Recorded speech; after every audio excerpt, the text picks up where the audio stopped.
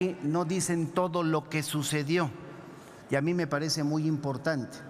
En la Comisión de Estudios Legislativos Segunda, por ejemplo, el voto estuvo dividido. Hubo 2 senadores que votamos en contra de la presentación de este dictamen. Pero también en las otras comisiones codictaminadoras sucedió lo mismo. Y a mí me parece que la presentación en este momento también debe incluir para conocimiento de todas y de todos ustedes lo que ahí se dijo, que no quede solamente en el tema de los integrantes. Y a mí me parece muy oportuno porque aquí se han hecho expresiones en la presentación del dictamen que merecen de entrada una respuesta, porque la senadora Cristina Díaz, señalando inclusive con el dedo flamígero, decía, acusándome de que esto no era simulación, cuando yo he dicho que ha sido una simulación. Lo dije en comisiones y hoy lo vuelvo a reiterar.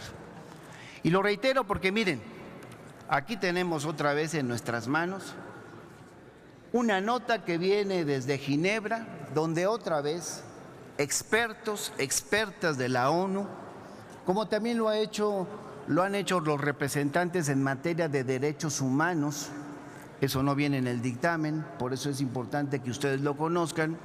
Han expresado el rechazo y le han pedido a este Senado de la República no aprobar en sus términos el dictamen que hoy estamos arrancando en el debate.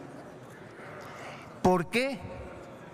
Porque como no se dice aquí, se dice lo contrario, pisotea los derechos humanos, es un riesgo y por supuesto implica que el riesgo de militarizar el país está muy claro. Seguridad sin guerra nos plantean desde las calles, senadoras y senadores. Y por eso yo le digo a la senadora Cristina Díaz que a quienes hay que meter al orden es a los que han permitido la corrupción, es a los que se han beneficiado con el trabajo de bandas criminales, es a quienes forman parte en buena medida de la actual administración que está por concluir. ¿Qué se dijo y que no se refiere en el dictamen y que me parece muy importante, senador presidente, compañeras y compañeros, que conozcan para valorar de una manera más clara este dictamen? Se dijo que el gobierno de Enrique Peña Nieto y también esta legislatura están a punto de pasar a la historia como los que regresaron el militarismo a nuestro país, como los que convirtieron al estado de excepción en la cotidianeidad de nuestro país. Y reitero lo que dije ayer en la reunión de comisiones, y esta vez con un mayor convencimiento. Este Senado de la República estaría a punto de aprobar uno de los más graves retrocesos para el Estado de Derecho y los derechos humanos en México de la posrevolución.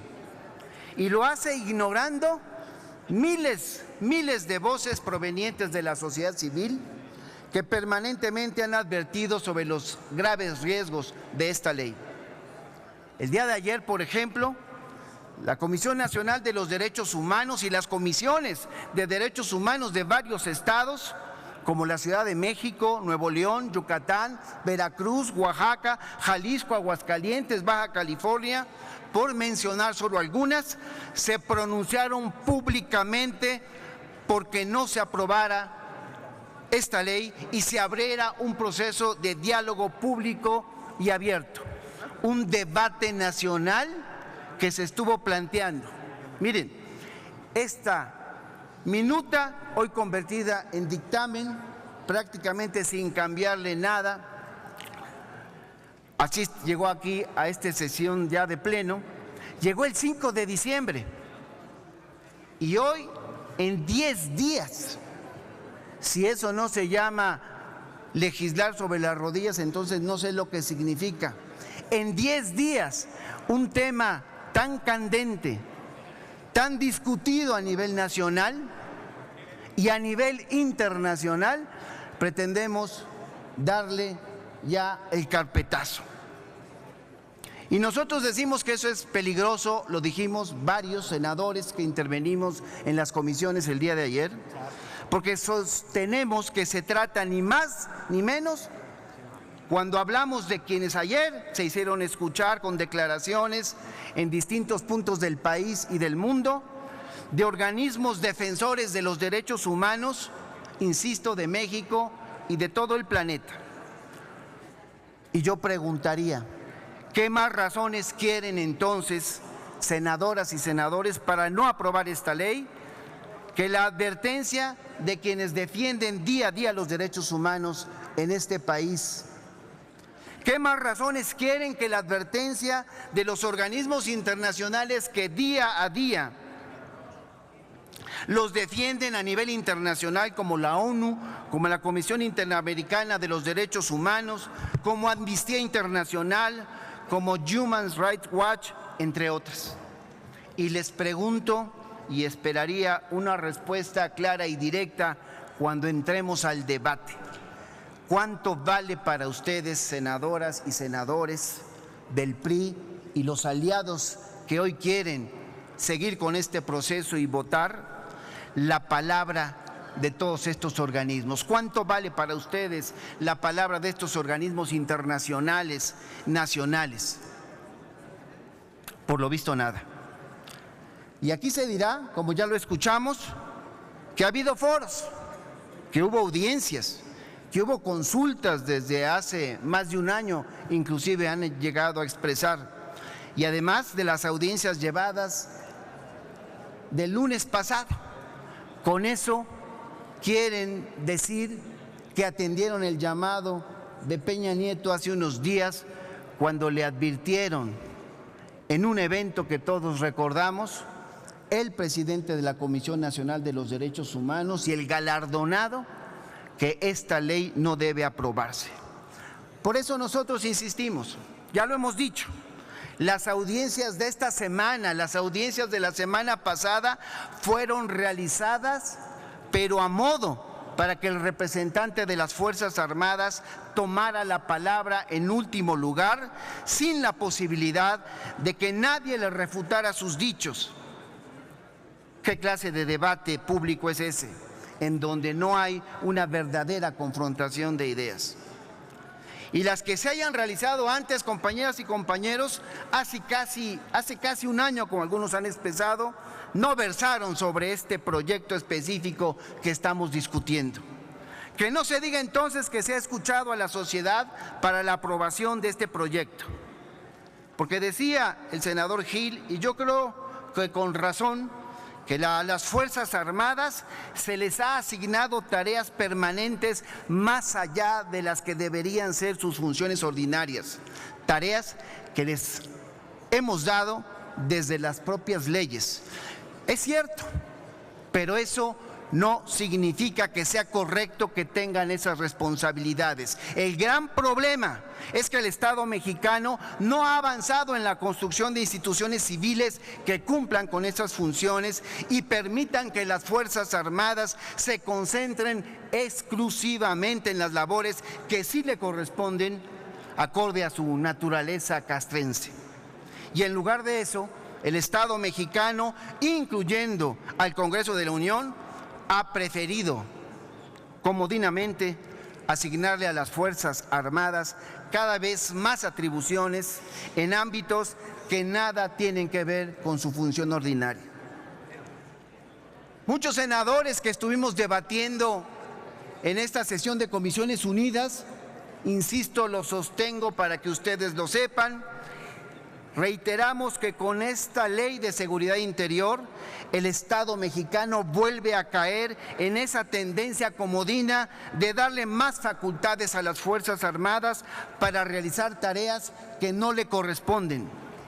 Todo lo quieren resolver con el Ejército.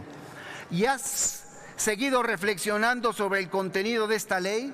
Lo hemos hecho varios senadores y no puedo compartir entonces la postura de varios senadores, como el senador Roberto Gil, en el sentido de que provocará que no se use a los militares de una manera indiscriminada. No, por el contrario, estoy convencido, y así lo expresamos varios senadores en este debate de comisiones codictaminadoras, versión que no aparece en el documento que se les ha hecho llegar.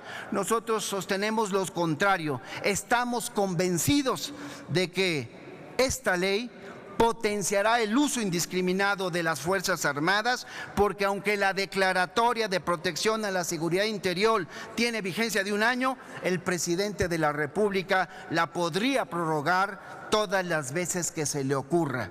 Y es más, tal vez no lo hayan advertido, compañeras y compañeros, pero los militares ni siquiera necesitarán una declaratoria de protección a la seguridad interior, porque los artículos 6 y 26, así lo dijimos en esta reunión de Comisiones Unidas, expresamente establecen que podrán atender riesgos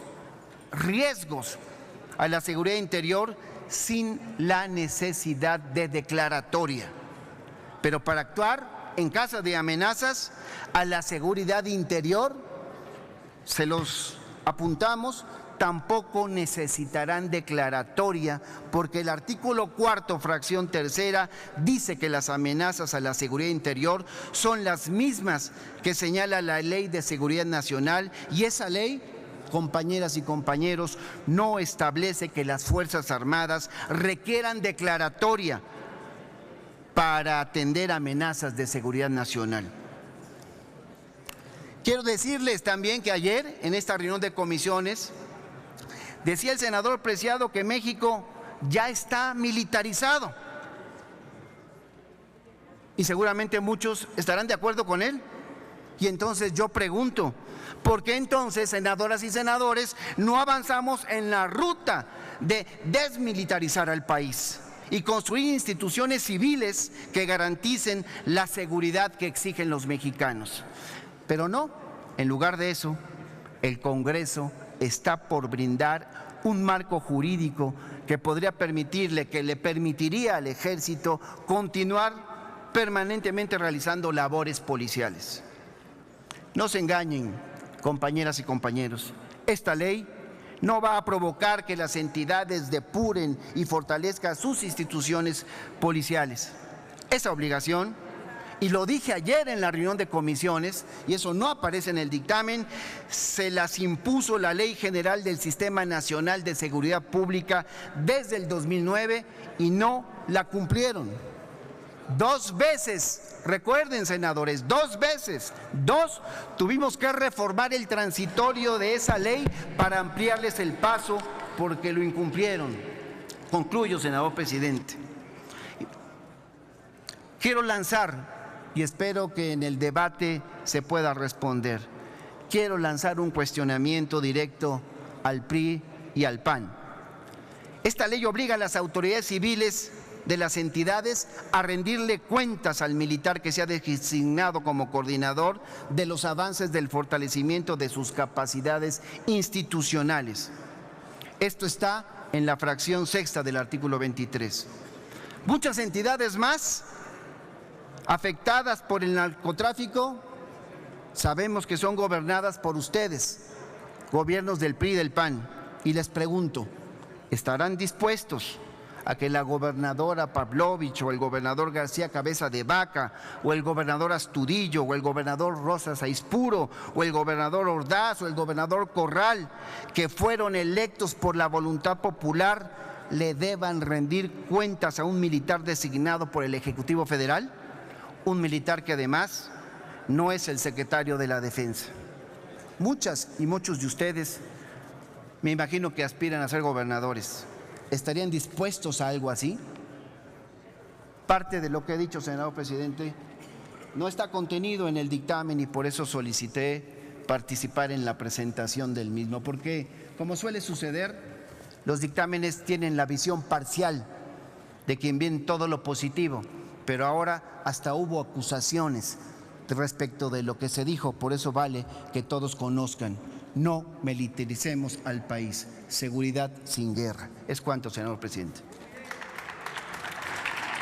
Muchas gracias, senador.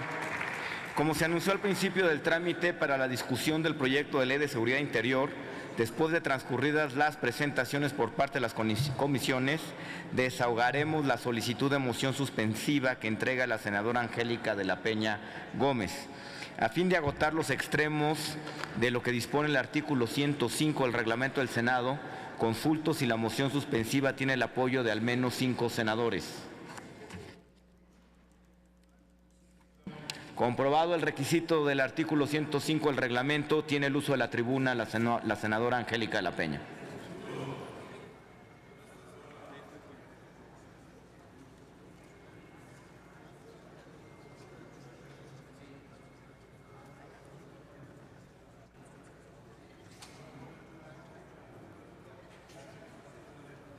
El reglamento establece 5 minutos, senadora. ¿Cómo? El reglamento establece 5 minutos. Con su venia, señor presidente, señoras senadoras, señores senadores, vamos a iniciar quizás una de las discusiones más trascendentales que el Congreso de la Unión debe dar y que este Senado de la República está a punto de iniciar, a menos de que se atienda la moción suspensiva que estoy presentando, para que sea devuelto a las comisiones que hoy están presentando este dictamen, las Comisiones Unidas de Gobernación, de Defensa Nacional, de Marina y de Estudios Legislativos.